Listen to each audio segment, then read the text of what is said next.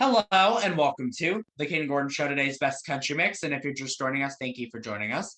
Joining me right here today is Kristian Montgomery. Hey, how's it going? Not too bad. That's good. So kind of tell us a little bit about yourself and what you do. I am a singer-songwriter. I've been performing in and around the Boston area for a long time. Promoting my last record that came out on New Year's, A Heaven for Heretics. And I have a band I've put together up in the hills of Vermont now, and we're starting to play out, getting some shows going. And, just trying to promote the new record and get my name out there a little bit better. That's very cool. Especially, I think I was reached out, and I'm about an hour from Boston. So, do you live in Massachusetts? Not anymore. No, I was okay. living. I was living on Cape Cod with my wife. Oh, yeah. Mm-hmm. And we had a 25-foot boat. We'd go out lobstering and all that jazz fishing, and we visited a cousin up in the mountains of Vermont, and we fell in love with it. So we just bought a 200-year-old farm up here, and so far, yeah, we filled it with chickens and goats and dogs and cats. So it's been fun. That's very cool. Big farm up there, that's for sure. Yeah. And I think Vermont is like one of the best places to have a farm, to be honest. So yeah, it's a pretty cool spot. There's a lot of people who are trying to stay off the grid and trying to be self-sufficient. So we joined in. Yep, you guys joined the party. If you could duet or collaborate with any singer, who would you choose and why? Oh gosh, Peter Gabriel. Pete's always been one of my, although not country per se. Pete's always been one of my favorite singer-songwriters who's always kind of managed to reinvent himself as he got older, and never tried to be something he wasn't. He seems to be one of those singer-songwriters who lives in the moment and is still writing songs about things that are happening to him today instead of 20 years ago. That's very true. I like singers that do that, like kind of like talk about their stories and stuff in their music. Yeah. That's very true, because a lot of, there's some good today stuff, but a lot of it's like, I've gotten this feedback from a lot of people, like a lot of it's like the country pop that plays on the radio. I agree. I definitely agree. But like there's that 50-50 where like it's good, but also, could be better. Yeah, no, I agree with the country pop. I've never been a big fan, and I have a song that is up on my YouTube channel that I had written about a country pop singer who had a tendency to not pay the players in her band and the opening acts were okay. And when I wrote the song, it's about a fiction. I mean, it's technically a song about a fictional character, but the way that the scene's kind of small, it was one of those things where, if you're a bad player, usually you get called out on it. So I wrote the song, and that person found out about it, and she's a pop singer, and it kind of ticked her off, and sent a blast of emails throughout New England saying that Kristian Montgomery's a jerk. So, my God. Yeah, it was fun though. I mean, it was great. It happened just around the same time that my album came out, and it was great. I got a lot of people checking it out and playing it, so it worked out well. Yeah. Even though you have one person saying that you're a jerk, and this all these whoever, how many people you have, one versus like 500 is still pretty good. I mean, I don't know how many you have, but I'm saying like it's better than one person than you have a bunch of followings. So yeah, that was cool. I got hit up by a lot of different people saying, "Hey, we want to play your song now," where to kind of fight back. So it was nice. That's very cool. What does a typical day look like for you, Kristian?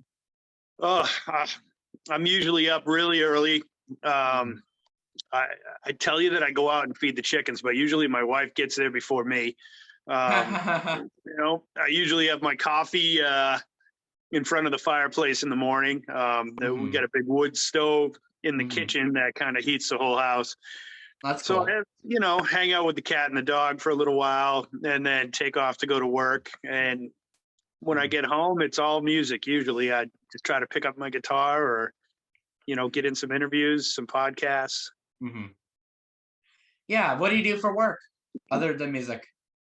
Right now, I'm working for a heating company, making sure Oh, that people okay. stay warm. Mhm, It's kind of one of those jobs that is needed mhm. up here in the mountains. So, Right, mhm. yeah. Yeah, 'cause, are you guys, like, in the middle of nowhere? Just Yeah, out of we curiosity.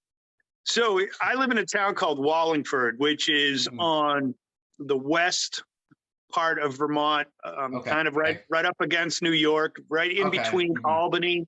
Albany, yep, Um, mhm, but I live in a tiny little village. We've only mhm. got 7 houses in our village. Oh, wow.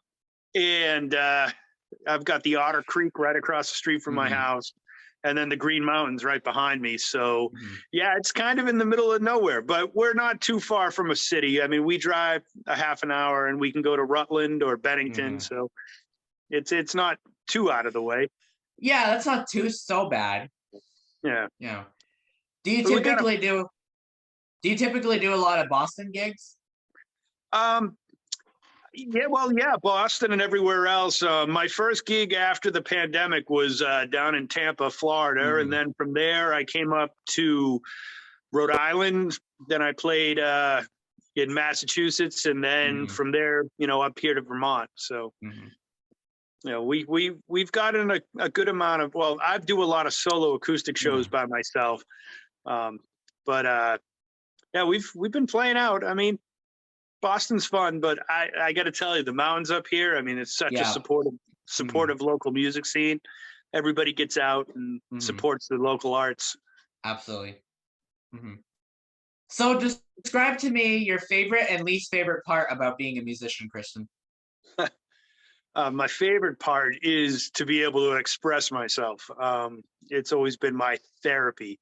Um, the um, the worst part about being a musician is when it's your therapy and you can't do it because of Mhm, finances or other reasons. So, um, when life gets in the way and you can't pursue your dreams. I mean, my uh my father's family is all from Copenhagen, Denmark, and my mhm, cousin Sarah calls me all the time to say, "You're so all in on the music. You're going for it. You're following your mhm. dreams." And then I tell her about the grueling 8-hour workday and how tired I am when I Mhm. get home.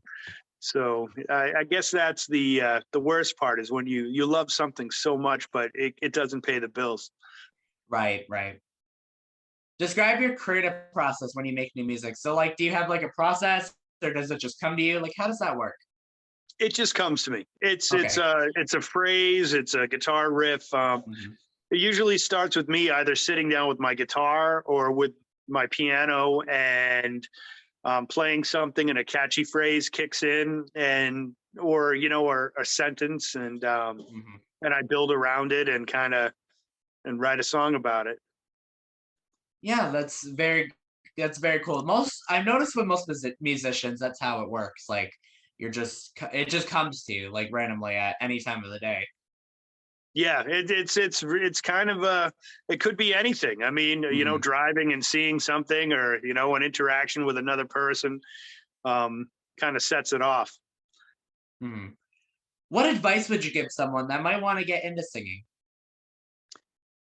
Gosh, if getting into singing and start becoming a musician, I would say that if you're born with a natural ability, Mhm, um, and a God-given talent, never take it for granted, because there's somebody with less talent but more resources who's going to take your job. mhm, Um, it's just the way the world works. Money kind of stays with money, and I've found that if you create a narrative for yourself mhm. where you are that talented, unrecognized musician who everybody in the world is waiting to hear, Mhm. and you're just going to sit in your room and wait for that phone call. It's never going to happen. You got to get out there and Right. you got to Mhm. play. Yeah. They're not gonna call you and be like, "Hey, look, we got you a record dealer." It's not. It's just unfortunately that's not how that works. Especially when there's like people that are already on record labels, they're all focused on them. And like the thing about being independent, yes, there's a pro, but there's also a con to that. Yeah. Well, there's it seems like artists are making less and less, and it's the people who run the show are making more and more. It's kind of a pretty typical American thing. So unfortunately, yeah. You know, it's I don't know if they know that they're shooting themselves in the foot, or if they don't mind that art is becoming dumbed down. Yeah, it's one of those industries that is a very unique industry. I think this industry is very unique in its own way. Yeah.